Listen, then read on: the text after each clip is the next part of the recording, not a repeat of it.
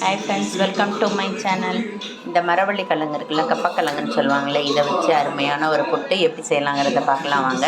இதோட தோலெல்லாம் நீக்கிட்டேன். இப்போ இதை துருவிக்கலாம். இல்லை, இப்படி நல்லா துருவிட்டு இதை நல்லா அலசி எடுத்துக்கலாம்.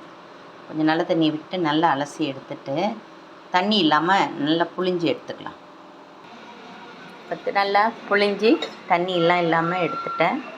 ஏன்னா இதில் ஒரு கசப்பு தன்மை வரும், அதனால தான் அது புழிஞ்சு இது பண்ணுறது. அது வேக வச்சு சாப்பிடும்போது அது ஒரு மாதிரி இருக்கும். இப்போ உப்பு போட்டு இதை நல்லா கலந்துடலாம்.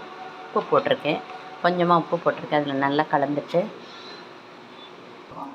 பார்த்திங்கன்னா ஒரு தேங்காய் நல்லா துருவி வச்சுருக்கேன். பெரிய தேங்காயில் மீடியம் சைஸ் தேங்காய் தான். இதையும் இதோட கலந்துக்கலாம்.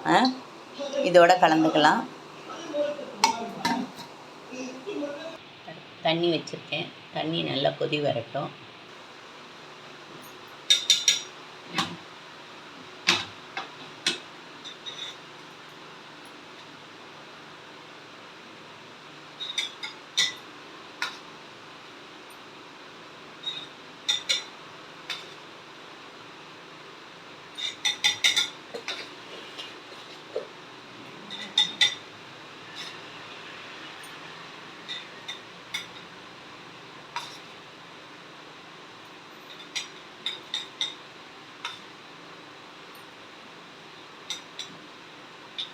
அப்படியே மூடி வச்சிடலாம். மரவள்ளிக்கிழங்கு, உப்பு, தேங்காய் ஒரு 5 நிமிஷம் வேகட்டும்.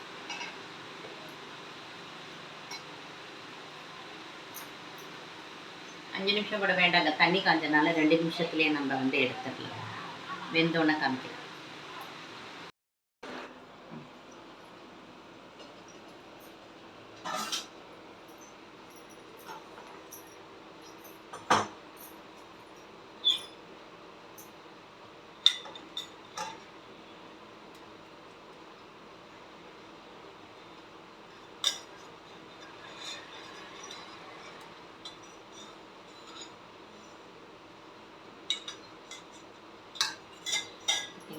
எவ்வளோ அருமையாக வந்துருக்கு பாருங்கள். இதை சர்க்கரையை தொட்டு சாப்பிட்லாம், சர்க்கரை இல்லாமையும் சாப்பிட்டுக்கலாம், அப்படியே வெறுமனையும் சாப்பிட்றதா இருந்தால் சாப்பிட்டுக்கலாம். பாருங்கள், ரொம்ப அருமையாக இருக்குது. பழப்பழம் நல்லா இருக்கு, நல்லா வந்திருக்கு. இதே மாதிரி மரவள்ளிக்கிழங்கு, சக்கரவள்ளி கிழங்குல கூட இதே மாதிரி செய்யலாம். இந்த மரவள்ளிக்கிழங்குல தான் செஞ்சுருக்கேன். இதே மாதிரி ஒரு புட்டு செஞ்சுட்டு இதோட டேஸ்ட் எப்படி இருக்குன்னு சொல்லுங்கள். இதோட ஸ்வீட் வச்சு சாப்பிட்டிங்கன்னா இன்னும் அருமையாக இருக்குது.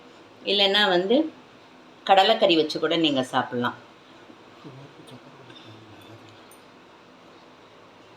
அதனால் மரவள்ளிக்கிழங்கு தான் நிறைய சுகர் பேஷண்ட்லாம் நிறைய இருக்கிறவங்களுக்கு இந்த மரவள்ளிக்கிழங்கு தான் நல்லது, சக்கரவள்ளிக்கிழங்கு நல்லதில்லை. அதனால் இதை எடுத்துக்கலாம். நீங்கள் இதோட கடலைக்கறியை வச்சு சாப்பிட்டிங்கன்னா ரொம்ப அருமையாக இருக்கும். மீண்டும் ஒரு புது பதிவுடன் உங்களை சந்திக்கும் வரை உங்களிடமிருந்து விடைபெறுகிறேன். நன்றி, வணக்கம்.